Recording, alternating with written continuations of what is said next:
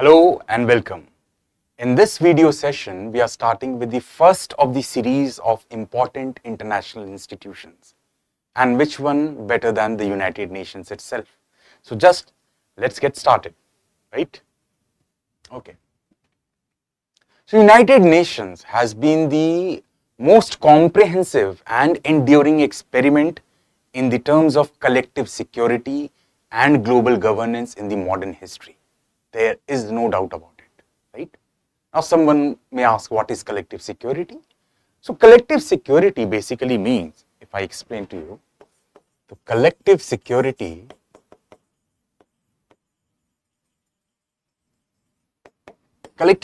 is nothing but it is an arrangement amongst the states that the institution takes the responsibility that if any sort of attack happens on any state, it becomes the co-responsibility of all the other states to deter that aggression. So that is the idea of collective security, and the United Nations has stood, or at least tried to stand as the bulwark against any sort of aggression on any state, right? Okay. Now before we go into what is United Nations, let us have a brief idea of the background of United Nations itself, how its genesis came into being, how its origin was established. Okay. So if we go back to the First World War time, First World War ended, Paris Peace Conference happened, and the League of Nations was formed. League of Nations was formed in 1919 and it became operative in 1920. So this idea of collective security was first originated in League of Nations. तो हम ये कह सकते हैं कि League of Nations was the pioneer of the idea of collective security. But it miserably failed to do its duty, and that is why it could not continue. What were the reasons? Several reasons were there. First, the issue with the membership. It was not an inclusive group. Not all countries were allowed to become members of League of Nations.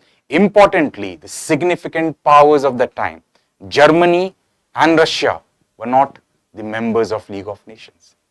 Even more surprisingly, the power which was emerging as the most dominant power in the international order, the USA, never joined League of Nations. And in fact, it was the brainchild of the president of the USA itself, the then president Woodrow Wilson, who conceived League of Nations. लेकिन USA ने खुद कभी join ही नहीं किया. So right from the beginning, it was settled, or it was set to fail. The another issue was that it relied on unanimous voting. यानी कोई भी एक सब्सटैंटिव इशू है उसमें सभी कंट्री एक मत होकर वोट करेंगे, which is next to impossible that all the people come on the table and decide in one direction. So this was the second. Third, in operational terms, the very idea for which it was formed, collective security, it failed continuously to fulfill its mandate. For example, in 1931, Japan attacked Manchuria, a region in China. League of Nations did not intervene. In 1935, Italy, under fascist Benito Mussolini, invaded Abyssinia, which is now Ethiopia. Right. But the League of Nations could not do anything, which means that the countries started to see it as a miserable failure in terms of an international institution. But then came the World War II. World War II started. Also, it can be said that because the League of Nations could not do to prevent the increasing militarization and aggression by a few states. The wartime planning and the Atlantic Charter. What was Atlantic Charter? The then US President Franklin D. Roosevelt and the Prime Minister of Britain or the UK, Winston Churchill, they signed Atlantic Charter. अब Atlantic Charter था क्या? Atlantic Charter was not a legal entity but a statement of principle. It was a statement of principles. ये किन चीजों के बारे में बातें कर रहा था? It discussed a few things which included, first, rejected territorial aggrandizement. Territorial aggrandizement. Aggrandizement. What does this mean? Aggrandizement means कि कोई भी कंट्री अपनी टेरिटरी को फोर्स का यूज करके एक्सपैंड नहीं करेगा, ऑक्यूपाई नहीं करेगा दूसरे की territory. That is what it means. Alright, unlawfully unethically अपना एक्सपेंशन नहीं करेगा. First point. Second point that it focused on was to give the peoples, it affirmed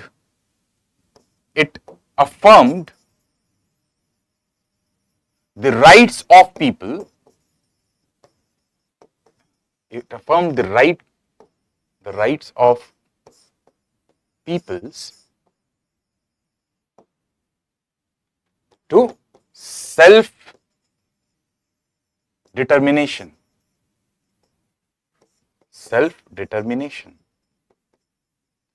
I have used the term peoples when we refer to not people but countries or states as such. We often use the term peoples. Okay, for people, general लोगों के लिए we use the term people. All right, no issue with that. The main idea is self-determination. What does self-determination mean? That the people belonging to that territory, the indigenous people, the native people, they must have the right to decide the course of action of their state. They must have the independent decision making to form their own government, to decide their place in the international order. सारी ताकतें उनको मिल जाए. Second point. The third point that it talked about was free trade. It also talked about free trade, and apart from that, it also talked about security, international security, peace, right, and rejection of any sort of conflict. So that was the idea of Atlantic Charter, right, in 1941. But then the declaration by United Nations, the war continued, as you know. Second World War कब start हुआ था? 1939 till 45. Then we can trace it to the first declaration, the declaration by United Nations, 1942. The term United Nations was coined by the US President, the then US President, Franklin D. Roosevelt. And this declaration was signed by several of the Allied powers who decided that we are going to form a wartime alliance, and after that, in the post-war scenario, we are never going to accept peace or go into settlement negotiation with the Axis powers. Who were the Axis powers? The fascist powers, so Germany, Italy, and Japan. So eventually, the declaration was signed by several of the countries. And then by 1942 itself, a conference was held, Dumbarton Oaks Conference जिसको बोलते हैं. What was this Dumbarton Oaks Conference? This conference was held in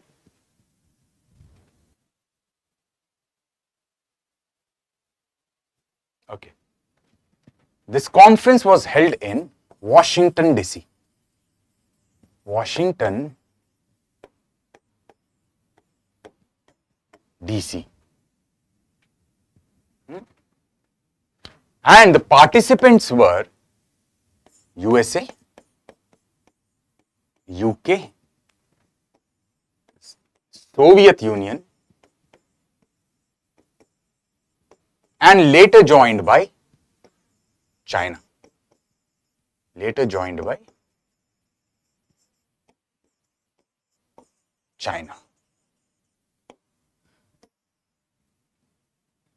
The debate in this conference was how to have a post-war organization that can ensure international peace and security.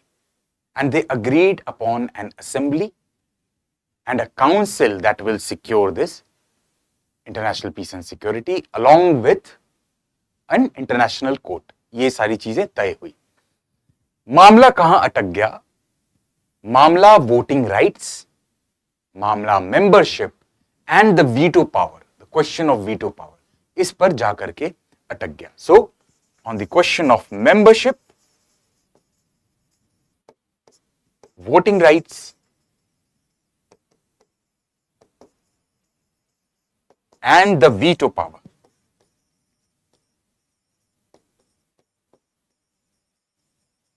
this remained a question and the conference could not decisively come to a conclusion. All right, never mind. Then finally in Yalta conference 1945, the world leaders met again. Yalta, where is Yalta? If you see, Yalta is in Crimea. है ना, अभी हम Ukraine war पढ़ रहे हैं, इसमें हमने पहले क्रीमियन वॉर भी देखा होगा, part of Ukraine. Here the three world leaders met. Who were these world leaders? These were the Roosevelt, the president of the USA, Winston Churchill, prime minister of UK, and Joseph Stalin, Soviet Union head. All these three people met and they decided the question of veto power that will form a security council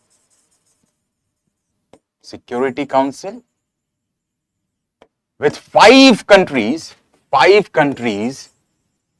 having the veto power.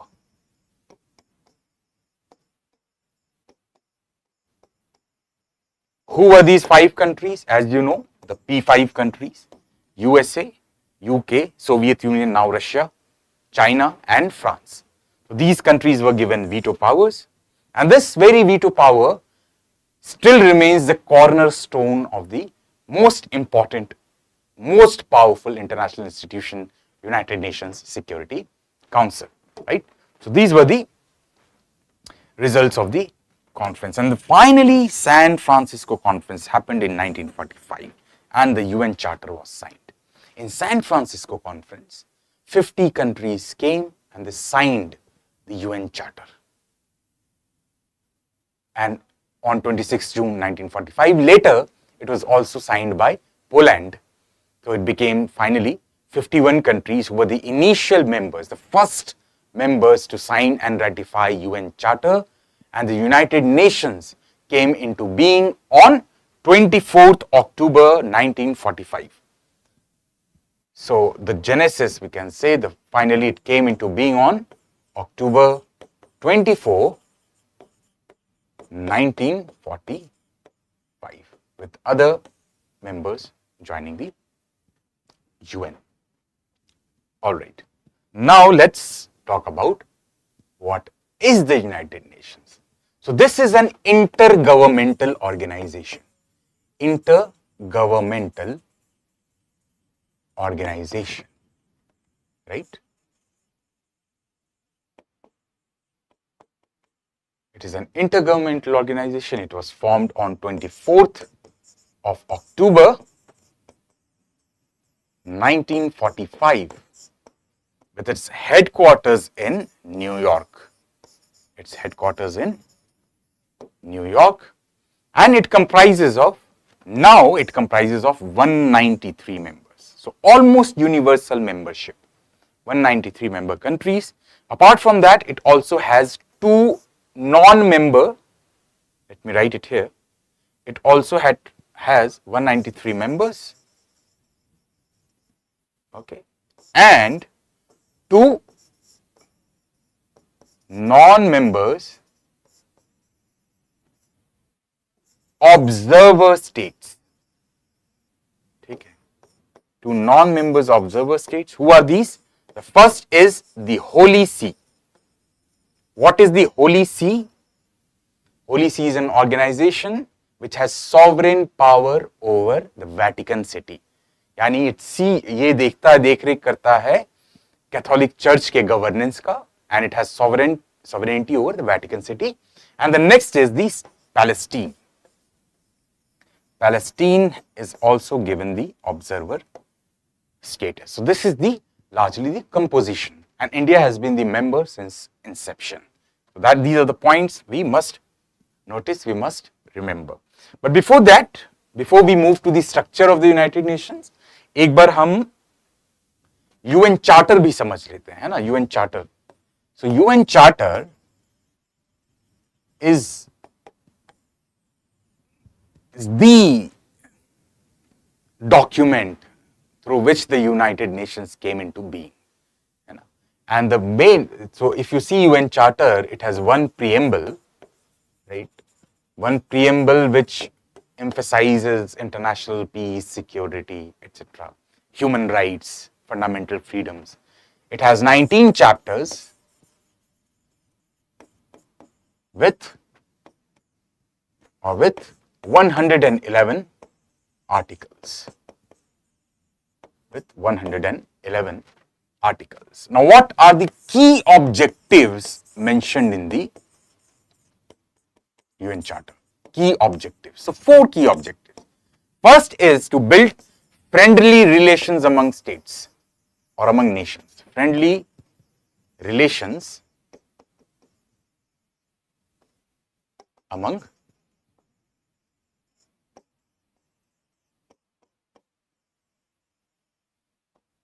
nations, right? The next point would be to international peace and security. International peace, these are some of the objectives, peace and security. It also talks about international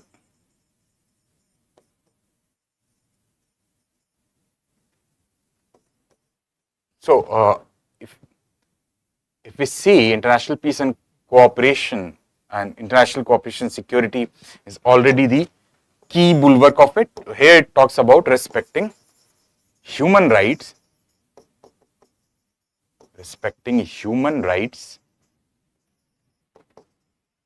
you can jot this down, and fundamental freedoms. Fundamental freedom. Third point it talks about is international cooperation to solve what? Problems. To solve problems related to social, economic, cultural, and humanitarian issues, right? So these are some of the challenges that international cooperation is required over. Right? And the fourth objective, general objective, is that it serves to serve as a center, right, for harmonizing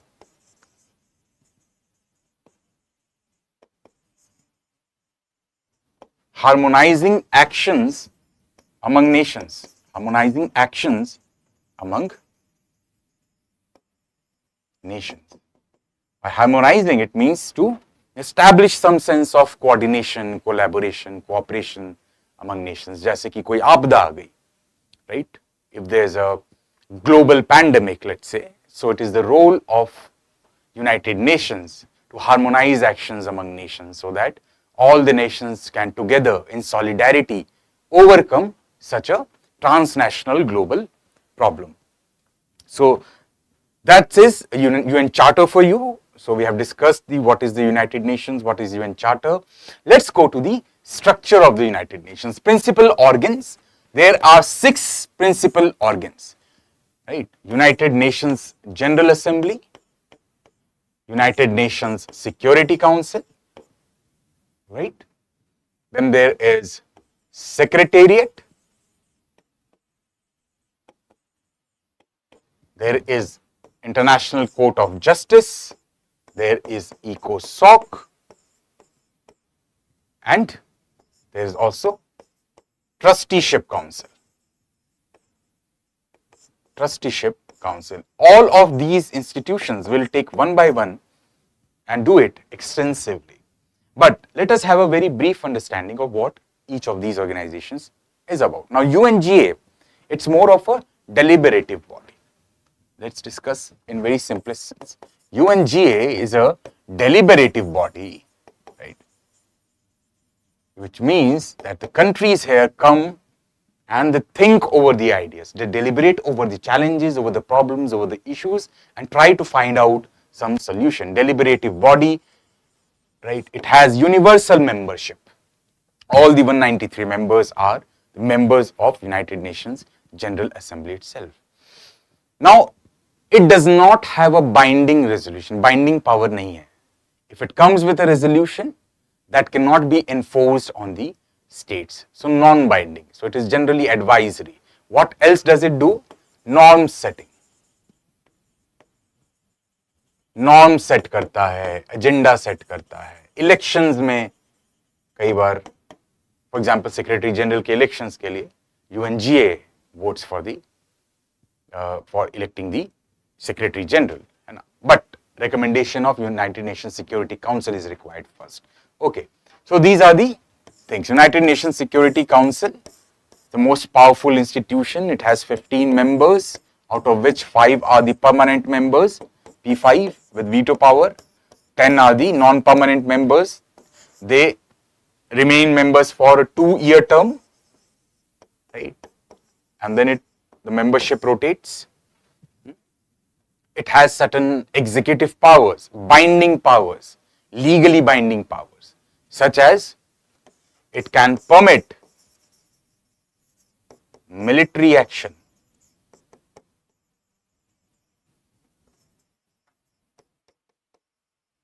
It can impose sanctions.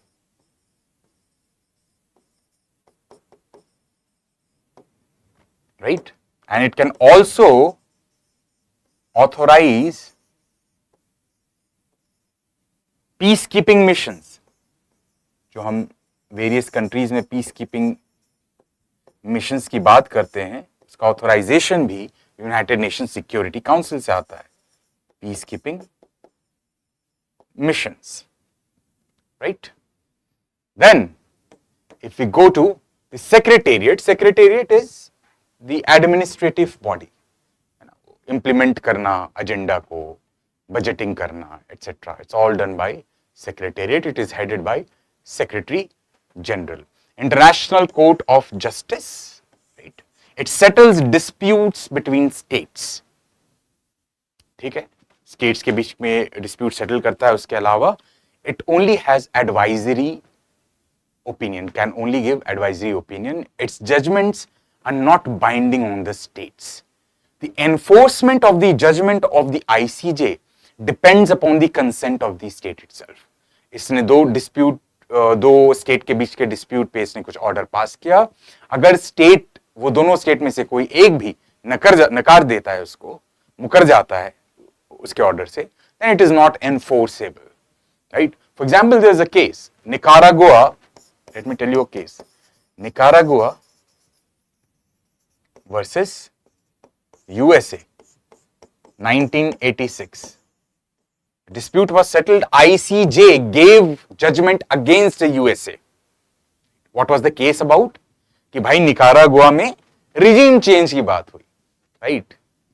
That USA intervened in the internal affairs of Nicaragua.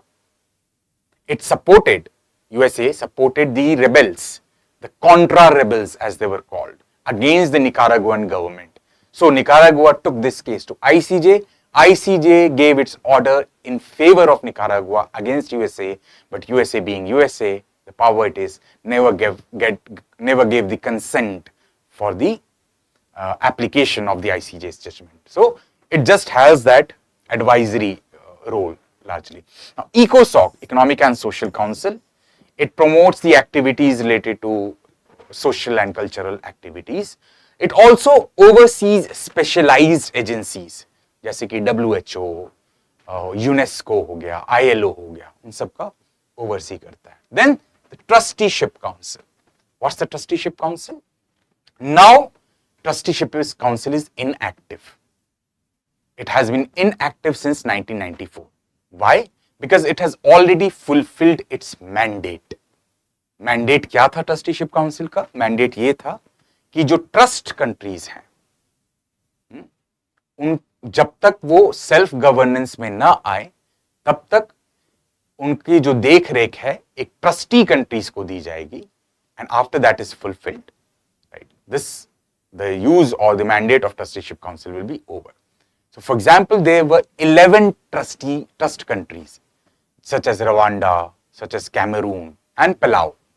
3 countries. For example, I'm saying there were total 11 countries. So till these countries became capable of self-governing, the responsibility to govern, administer and manage these countries were given to certain larger countries, bigger countries. Right? And after this was achieved finally in 1994 with Palau, the use of this mandate was over. So now trusteeship council is inactive, right? So that is there. We have certain specialized agencies of the UN, right? What are these specialized agencies of the UN? For example, we have IMF, we have World Bank, we have WHO. All these are specialized agencies, which we will deal with, which we'll study in detail in the upcoming sessions. Okay. Then there are funds and programs. आपको पता होगा United Nations Development Program, UNDP हो गया, UNEP हो गया, Environmental Program, etc. All are there. Related organizations.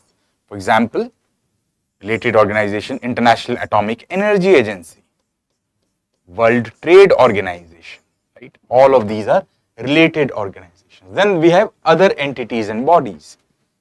जैसे UN Women हो गया, UN AIDS हो गया, right? All of these are related other entities and bodies related to United Nations. Secretary General, as we have seen, Secretary General is elected by United Nations General Assembly, but recommended by UNSC. एक बार recommendation आ जाएगा UNSC से कुछ नामों का, फिर उन नामों पर voting होगी United Nations General Assembly में.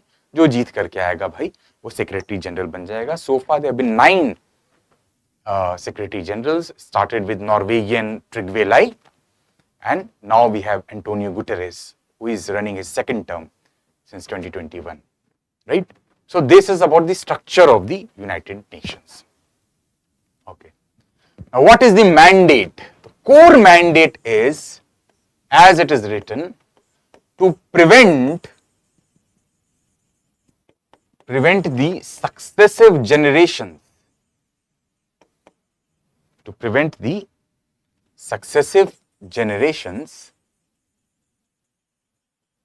from the scourge of war,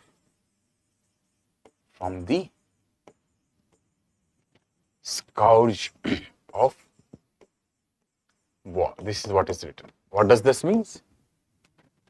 चाबुक बोलते हैं ना, चाबुक, उसको scourge भी बोलते हैं. But generally it means from the sufferings of war.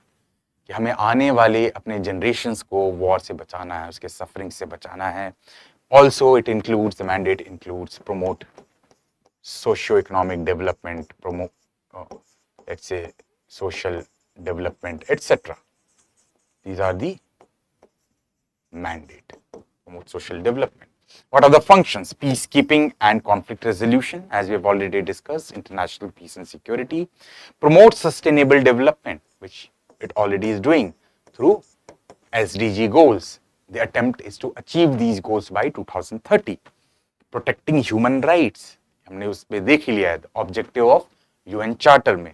Then disseminating humanitarian aid wherever the aid is required, be it for climate refugees, be it for political refugees, be it Rohingyas or Syrian refugees, या Yemen में, या अभी Gaza में, right? That is the role of the United Nations. And then coordinate international responses to global challenges, right? Global challenges include pandemic, such as COVID-19 was one of the global challenges, climate change and its adverse effects. These or other health related risks, right? So these are the larger mandate and functioning of the United Nations. ये है क्या successes रहे हैं United Nations की? Yes, certain peace keeping operations जिनको हम blue helmets बोलते हैं. हमारे India has been the country which has provided the largest number of troops for peacekeeping missions. That is quite an achievement for India itself. In Korea 1950 we saw the peacekeeping operations getting done pretty well, है ना. फिर हमने देखा Mozambique में. So these have been the examples. Mozambique 92 to 94 I think, yeah. Guatemala. So number of countries peacekeeping operations were successful. Guatemala 1997, establishing peace, reducing conflict between various parties. Number of countries, especially in Africa and Latin America, they have been engaged in ethnic wars, etc. Right? Human rights promotion. Right? For example, in Cambodia,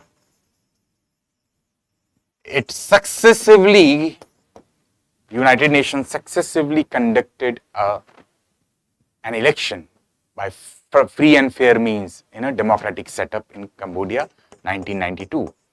And after the end of the Khmer Rouge regime.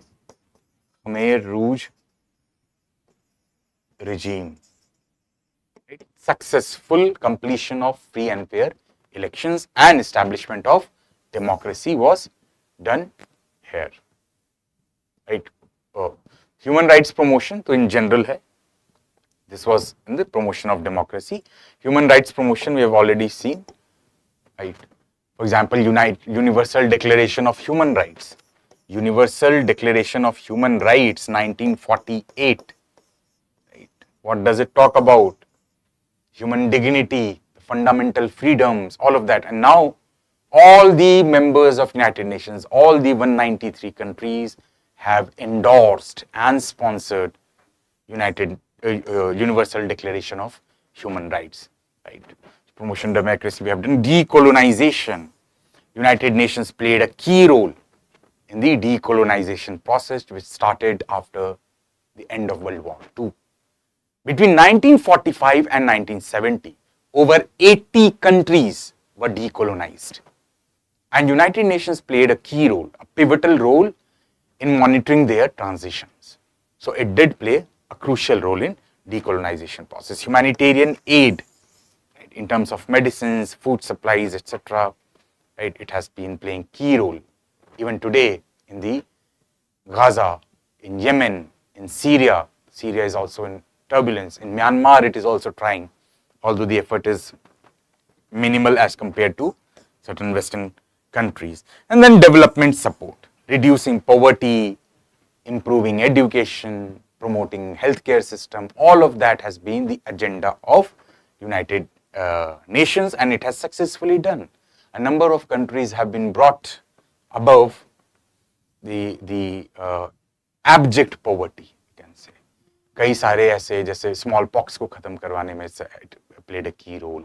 Number of Zika virus, Ebola, it has played key roles in all of that. So development support has been there, especially to certain Asian and African countries. So these are some of the successes of the United Nations, but there have been significant failures. Genocide, अगर हम Rwanda genocide की बात करें, the most significant one, Rwanda genocide 1994.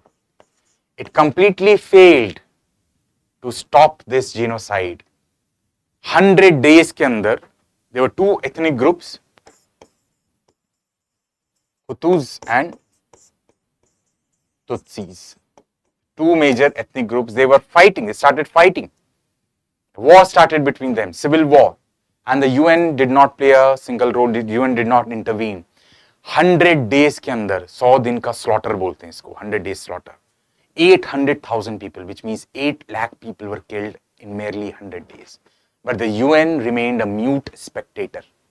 So that is one of the key failures, mass atrocities. A number of countries, mass atrocities, Libya, Miraha, a number of other countries, Cuba, Haiti, it has not intervened significantly. Civil wars and prolonged conflicts. Myanmar, ongoing crisis since 2021. What is happening? Nothing.